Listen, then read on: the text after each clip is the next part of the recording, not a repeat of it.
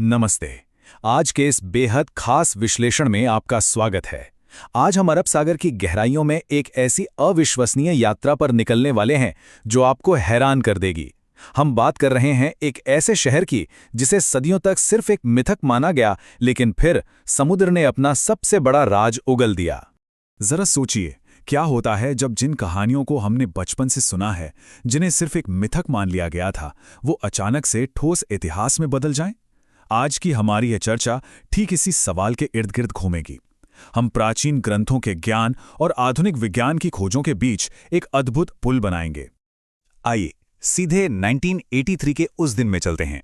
गुजरात के ओखा तट के पास भारतीय पुरातत्वविदों की एक टीम गोताखोरी के उपकरणों के साथ समुद्र की नीली गहराइयों में छलांग लगाती है।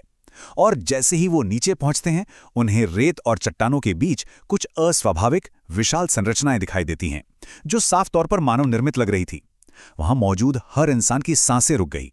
बस वहीं से इस सवाल ने जन्म लिया, क्या सचमुच समुद्र की गहराइयों में वो पूरा का पूरा प्राचीन शहर दफन है? भाग 1, श्री कृष्ण की नगरी स्वर्णिम द्वारका। चलिए इसमें गहराई से उतरते हैं। शुरुआत करते हैं उस शानदार फ्लैशबैक से जो हमें इस शहर की पौराणिक उत्पत्ति की ओर ले जाता है। प्राचीन कथाओं के अनुसार जब कंस के ससुर जरासंध ने मथुरा पर लगातार हमले किए, तो अपनी प्रजा की शांति और सुरक्षा के लिए श्री कृष्ण ने मथुरा छोड़ने का कड़ा फैसला किया। उन्होंने समुद्र देव वरुण से प्रार्थना की। इसके जवाब में वरुण देव ने उन्हें समुद्र के बीच लगभग 153.6 किलोमीटर की विशाल भूमि दान में दी। और फिर वास्तु के देवता भगवान विश्वकर्मा ने खुद इस महान और अजय नगरी का निर्माण किया। और यकीन मानिए, वो निर्माण कोई साधारण निर्माण नहीं था। भागवत पुराण जैसे ग्रंथों के मुताबिक द्वारका में 900 से अधिक महल थे, जो सोने, चांदी और कीमती रत्नों से जड़े थे। लेकिन बात सिर्फ खूबसूरती की नहीं थी। ये शहर तकनीकी रूप से भी बहुत ज्यादा उन्नत था।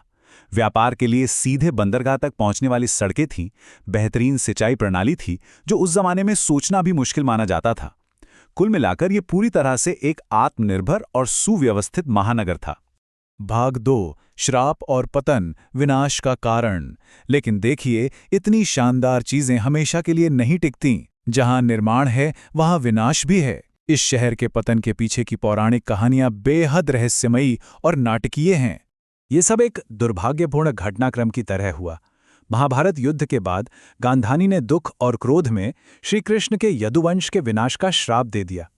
दूसरी तरफ कुछ ऋषियों ने श्री कृष्ण के पुत्र सांब को श्राप दिया कि वह एक लोहे के मूसल को जन्म देगा जो उनके विनाश का कारण बनेगा। उस मूसल को नष्ट करके समुद्र में फेंक दिया गया, लेकिन उसका एक छोटा सा टुकड़ा एक मछली ने निगल लिया।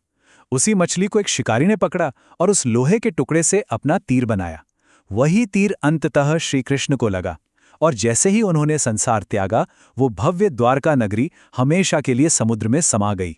भाग 3, अन्वेषण की यात्रा, समुद्र के नीचे खोज।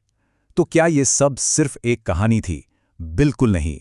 यहीं पर एंट्री होती है डॉक्टर SR राव की, जो एक ऐसे अंडरडॉग डिटेक्टिव की तरह सामने आए जिन्होंने प्राचीन ग्रंथों को सिर्फ एक मिथक मानने से साफ इनकार कर दिया। उस समय 1980 के दशक में अकादमिक दुनिया बहुत ज्यादा संशय में थी। ज्यादातर इतिहासकारों ने इसे महज एक पौराणिक पुनरुद्धार कहकर खारिज कर दिया था। कोई आधुनिक तकनीक नहीं थी और फंडिंग तो ना के बराबर थी। लेकिन डॉक्टर राव को अटूट विश्वास था। उन्होंने हार नहीं मानी।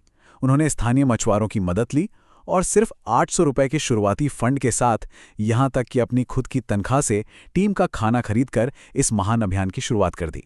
और ये बहुत ही शानदार तरीके से दर्शाता है कि कैसे आधुनिक तकनीक आखिरकार मिथक तक पहुंच ही गई।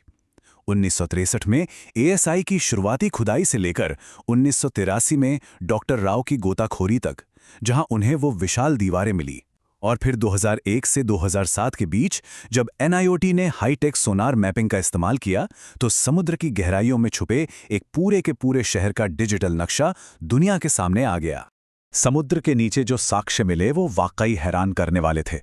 560 मीटर लंबी पत्थर की दीवारें जो किसी भी तरह से प्राकृतिक नहीं हो सकती थीं। वहां 3 छेद वाले पत्थर के लंगर मिले जो बताते हैं कि वहां का नेविगेशन सिस्टम कितना उन्नत था। टेराकोटा सील और बेहतरीन ड्रेनेज सिस्टम ने यह साबित कर दिया कि ये कोई छोटी मोटी बस्ती नहीं, बल्कि ग्रंथों में बताया गया वही सुव्यवस्थित बंदरगाह शहर था। भाग 4 विज्ञान का प्रमाण, इतिहास की सच्चाई। अब तक ये तो साफ था कि शहर सच में वहां था, लेकिन इस पूरी कहानी का सबसे बड़ा क्लाइमैक्स अभी बाकी था, जो कार्बन डेटिंग के परिणामों से दुनिया को झकझोरने वाला था। अब इस स्लाइड में जो सबसे दिलचस्प बात है वो है 9000। जी हां, जब वहां मिली कलाकृतियों और बर्तनों को कार्बन डेटिंग के लिए भेजा गया तो कुछ के परिणाम चौंकाने वाले थे। कुछ कलाकृतियां 9000 साल पुरानी निकलीं। इसका सीधा मतलब यह है कि ये सभ्यता हड़प्पा सभ्यता से भी बहुत पुरानी थी। आधुनिक विज्ञान ने एक तरह से उस प्राचीन मिथक पर अपनी अंतिम और सबसे पक्की मोहर लगा दी थी।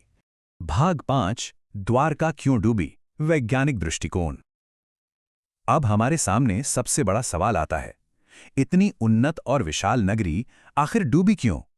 हमने पौराणिक श्राप के बारे में जाना, लेकिन इसके पीछे का असल भूगर्भिक या जियोलॉजिकल कारण क्या था? यहीं पर सी लेवल राइज थ्योरी काम आती है। वैज्ञानिकों को मिले डेटा से पता चला है कि लगभग 5000 ईसा पूर्व के आसपास दुनिया भर में समुद्र का जल स्तर अचानक बहुत तेजी से बढ़ा था। हो सकता है कोई भयंकर सुनामी आई हो या कोई बड़ी समुद्री आपदा रही हो जिसने इस पूरी तटीय भूमि को निगल लिया। सबसे कमाल की बात यह है कि ठीक उसी समय कैरेबियन द्वीप और इंडोनेशिया में भी ऐसी ही हलचलें देखी गई थीं। ये थ्योरी उस प्राचीन टाइमलाइन से बिल्कुल सटीक बैठती है। और ये शहर आज भी हमारे लिए कितना मायने रखता है, इसका अंदाज़ा आप इसी बात से लगा सकते हैं कि 2024 में भारत के प्रधानमंत्री नरेंद्र मोदी ने खुद स्कूबा डाइविंग के जरिए समुद्र की गहराइयों में जाकर उन प्राचीन खंडरों के बीच मोरपंख अर्पित किया। ये साफ दिखाता है कि हमारी आधुनिक सांस्कृतिक और ऐतिहासिक पहचान में ये डूबा हुआ शहर आज भी कितनी गहराई से बसा हुआ है। तो इस पूरे विश्लेषण से एक बात बिल्कुल साफ हो जाती है, आस्था और विज्ञान एक दूसरे के दुश्मन नहीं हैं, बल्कि ये एक ही सत्य तक पहुंचने के दो अलग अलग रास्ते हैं।